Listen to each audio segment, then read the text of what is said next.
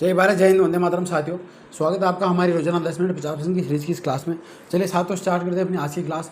पहला प्रश्न आपकी स्क्रीन पे, संविधान की व्याख्या करने का अंतिम अधिकार किसे प्राप्त है? तो सर्वोच्च न्यायालय को जो है ये अंतिम अधिकार प्राप्त है। निम्नलिखित में से किसके मामले उच्च न्यायालय या उच्चतम न्यायालय दोनों की अधिकारिता में आते हैं? तो मूल अधिकारों के संरक्षण से संबंधित जो वाद होते हैं वो इसके अंतर्गत आते हैं। फिर नेक्स्ट क्वेश्चन, निम्न में से कौन सबसे पहली महिला वकील हैं जिनको सीधे उच्चतम न्यायालय के न्यायाधीश के रूप में नियुक्त किया गया? तो अगर इनमें से देखा जाए दोस्तों, तो इंदु मल्होत्रा जो है पहली महिला वकील है। परामर्शदात्री अधिकार क्षेत्र के अंतर्गत उच्चतम न्यायालय किसी विधि के प्रश्न या जनता के लिए विशेष महत्व के तथ्य पर परामर्श देता है तो उसे भेजा जाए राष्ट्रपति के द्वारा, अगर भेजा जाता है तो देता है। सर्वोच्च न्यायालय के न्यायाधीश पद के राष्ट्रपति द्वारा हटाए जा सकते हैं।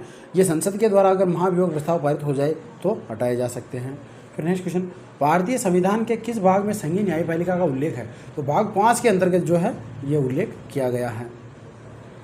फिर नेक्स्ट क्वेश्चन, उच्च न्यायालय के मुख्य न्यायाधीश की नियुक्ति कौन करता है? तो राष्ट्रपति जो है उच्च न्यायालय के मुख्य न्यायाधीश की नियुक्ति करता है। सर्वोच्च न्यायालय में तदर्थ न्यायाधीश की नियुक्ति होती है जब न्यायालय के किसी सत्र के लिए न्यायाधीशों का कोरम नहीं हो तो जो है तदर्थ न्यायाधीशों की नियुक्ति होती है। सर्वोच्च न्यायालय में न्यायाधीश नियुक्त होने के लिए व्यक्ति को कम से कम कितने वर्ष उच्च न्यायालय का एडवोकेट होना चाहिए? कम से कम 10 वर्ष का उसको जो है वकालत का अनुभव हो। उच्चतम न्यायालय के न्यायाधीशों की सेवानिवृत्ति की आयु है तो ये जो है दोस्तों 65 वर्ष होती है। फिर नेक्स्ट क्वेश्चन, भारत में उच्चतम न्यायालय में न्यायाधीशों की संख्या बढ़ाने का अधिकार किसके पास होता है? तो भारत की संसद के अंदर पास जो ये होता है। भारत के उच्चतम न्यायालय को अब देखिए तो प्रारंभिक और अपीलीय और परामर्शदात्री तीनों प्रकार की जो है क्षेत्राधिकार प्राप्त है। फिर नेक्स्ट क्वेश्चन, भारत में किस संवैधानिक पद पर कोई महिला नहीं रही है? अगर देखा जाए दोस्तों तो उच्चतम न्यायालय की मुख्य न्यायाधीश अभी तक जो है भारत के अंतर्गत कोई महिला नहीं रही है। सर्वोच्च न्यायालय के जजों का वेतन किससे आहरित होता है? तो इनका वेतन जो है दोस्तों संचित निधि से आहरित होता है। निम्नलिखित में से कौन से उच्चतम न्यायालय की आरंभिक अधिकारिता में आते हैं? अब इनमें से कौन से हैं जो इसके अंतर्गत आते हैं? तो देखिए, भारत सरकार तथा एक या अधिक राज्यों के बीच का विवाद ये आता है। संसद के किसी भी सदन या राज्य विधानमंडल में हुए चुनाव पर विवाद ये नहीं आता है। भारत सरकार तथा किसी संघ राज्य क्षेत्र के बीच का विवाद ये भी नहीं आता है। और 2 या अधिक राज्यों के बीच का विवाद ये आता है। तो 1 और 4 से हो जाएंगे ऑप्शन नंबर सी। फिर नेक्स्ट क्वेश्चन, भारत में न्यायपालिका के बारे में निम्नलिखित में से कौन सा कथन जो है सही है, ये अपने को बताना है। तो देखिए, यूनाइटेड स्टेट्स के विपरीत भारत में दोहरी न्यायालय व्यवस्था का प्रावधान नहीं है, तो ये सही है। फिर नेक्स्ट, भारत संविधान के अधीन संघ एवं राज्यों के लिए एकीकृत न्यायालय व्यवस्था है, ये भी सही है। अधीनस्थ न्यायालय के संगठन में अलग अलग राज्यों में थोड़ा अंतर है, ये भी सही है। तो तीनों सही हो जाएंगे, 1, 2 और 3 जो है अपना सही हो जाएगा। फिर नेक्स्ट क्वेश्चन, निम्नलिखित कथनों पर विचार कीजिए। अब यहाँ कुछ कथन दिए गए हैं, अपने को बताना कि कौन सा जो है सही है। तो देखिए, भारत में उच्च न्यायालय के न्यायाधीश को हटाने के लिए रीति उच्चतम न्यायालय के न्यायाधीश को हटाने की रीति के समान है, सही है।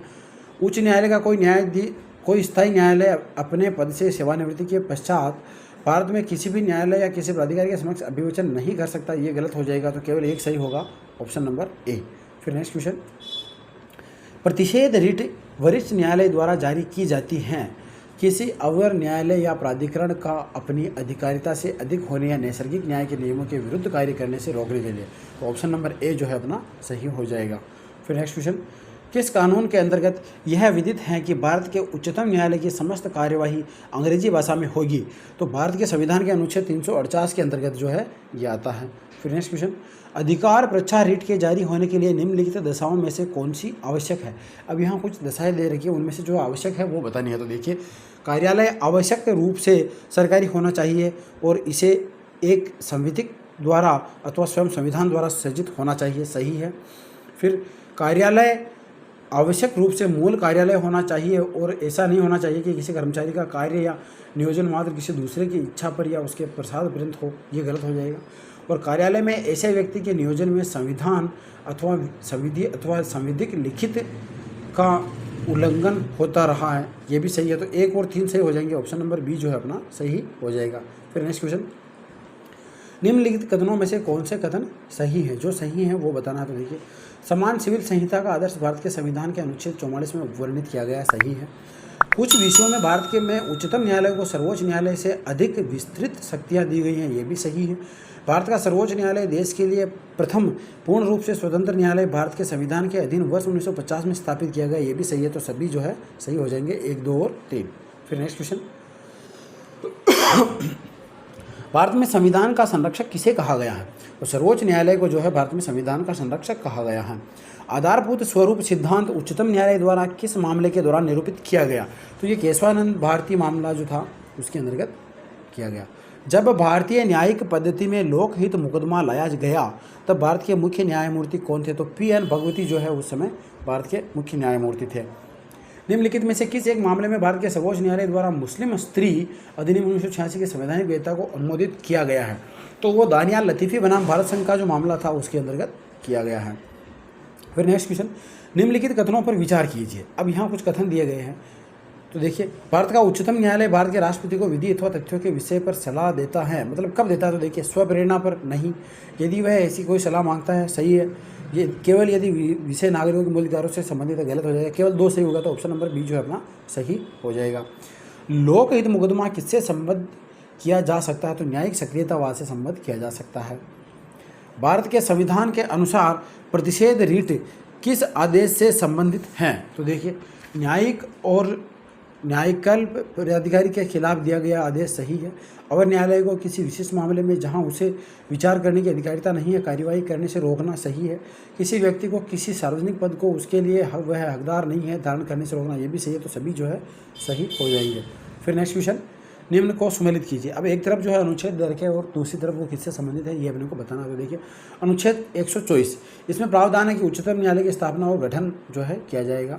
अनुच्छेद 125 के अंतर्गत न्यायाधीशों के वेतन आदि के वर्णन है।